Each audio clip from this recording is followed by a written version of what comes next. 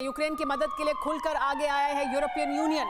इतिहास में पहली बार ईयू यानी यूरोपियन यूनियन हथियार खरीदेगा, हथियार खरीदकर यूक्रेन को देगा। यूरोपियन यूनियन ऐसा नहीं करता है, लेकिन इतिहास में पहली बार ईयू यानी यूरोपियन यूनियन ऐसा करने जा रहा है कि वो हथियार खरीदेगा और यूक्रेन को देगा ताकि वो अपनी सुरक्षा कर पाए। लेकिन ये जो बड़ी मदद है ईयू की, यूरोपियन यूनियन की जो बड़ी मदद है, नाटो जो मदद कर रहा है, उसको पुतिन एक धमकी के तौर पर देख रहे हैं, उसको पुतिन एक बड़े हमले के तौर पर देख रहे हैं और इसी वजह से कह रहे हैं कि तैयार रहिए वो तमाम लोग जो ऐसा करने की कोशिश कर रहे हैं। हमारे साथ लेफ्टिनेंट जनरल केजे सिंह भी मौजूद हैं। केजे सिंह जी, इतिहास में पहली बार अब ऐसा हो रहा है कि यूरोपियन यूनियन भी हथियार खरीदेगा, हथियार देगा यूक्रेन को। नाटो भी मदद करने की कोशिश कर रहा है हर संभव तरीके से, लेकिन जितनी मदद पहुंचेगी क्या पुतिन उतना ही ज्यादा और अग्रेसिव होते जाएंगे और अग्रेशन के साथ आगे बढ़ेंगे? देखिए सुमेरा, पहले तो धन्यवाद, आपका शुक्रिया, आपने मुझे इस प्रोग्राम में आमंत्रित किया। जी सर। यूरोपियन यूनियन जो कर रहा है वो बहुत लेट और बहुत देर हो चुकी है। मतलब उर्दू का शेर है कि देर आए दुरुस्त तो अभी तक नहीं आए, क्योंकि आप ये हथियार खरीदेंगे, कैसे वहां तक पहुंचाएंगे, किस तरीके से। हथियार तो एक ऐसी चीज़ है जिसके साथ लोगों को ट्रेनिंग करनी पड़ती है, उसके साथ फैमिलियर होना पड़ता है, उसको ठीक तरीके से बांटना पड़ता है।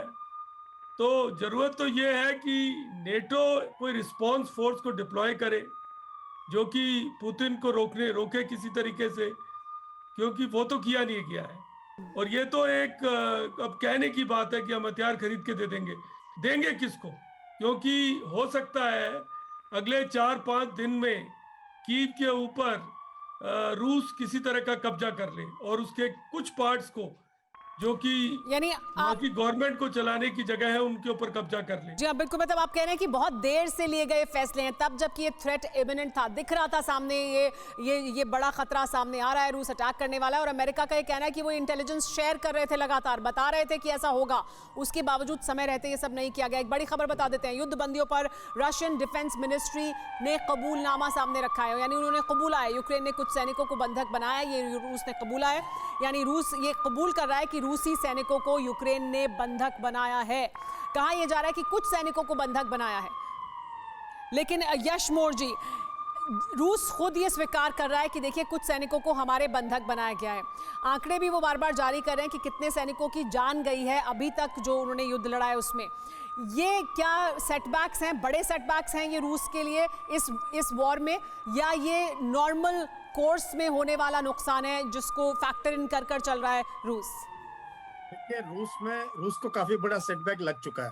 पहली बात तो देखो, अब 4 दिन होने को हैं और अभी तक जो वो चाहता था वो करना कि एक शॉक एंड ऑफ से या एक मतलब ब्लिट्जक्रीग करके जो है कीव को कैप्चर कर लेगा, खार्किव को कैप्चर कर लेगा और ये घुटने टेक देंगे इनकी सेना और जेलेंस्की भाग जाएंगे या उनको जिंदा पकड़ लेंगे और तख्ता पलट कर देंगे। ये पुतिन की प्लानिंग थी और ये उसने वॉर गेम किया हुआ था, लेकिन उसने रिजॉल्व नहीं देखा था यूक्रेन की फोर्सेस का और यूक्रेन के लोगों का। अभी तक यूक्रेनियन एयरफोर्स फ्लाई कर रही है, इसका मतलब उनके एयर डिफेंस सिस्टम अभी भी काम कर रहे हैं। रशियंस के साथ जबरदस्त मुकाबला हो रहा है। टैक्टिकल बैटल जो मेरी खबर है, देखो फॉग ऑफ वॉर है, हमें एग्जैक्टली पता नहीं, इंफॉर्मेशन वॉरफेयर भी चल रहा है, लेकिन फिर भी टैक्टिकल बैटल्स में कई जगह यूक्रेन की फोर्सेस ने जबरदस्त मुकाबला किया, जबरदस्त मुकाबला। और रशियंस कैप्चर हुए मान रहे हैं, रशियंस कैजुअलिटी भी हुए हैं काफी, उनके टैंक्स, उनके नुकसान उनका हुआ है। दूसरी चीज क्या हुई है, जो पहुंच तो गए इनके लीडिंग एलिमेंट्स कीव के बाहर और कई शहरों के बाहर, लेकिन उनकी जो लॉजिस्टिक्स एलिमेंट है जिसमें तेल, पानी, स्पेयर्स आते हैं, वो नहीं पहुंच पाए। तो कई जगह इनके टैंक खड़े हो गए, उनमें डीजल ही नहीं है और उनको लोग जब टारगेट इस वजह से दिक्कत हो रही है और वो बहुत अंदर आ चुके हैं। तो लॉजिस्टिकल सपोर्ट यानी ये पानी, रसद, ईंधन, ये नहीं पहुंचेगा तो उनके लिए इस वॉर को लड़ना, इस युद्ध को लड़ना रूस के लिए मुश्किल होता जाएगा। परवाह देश की, सोमवार से शुक्रवार रात 10 बजे TV9 भारतवर्ष पर।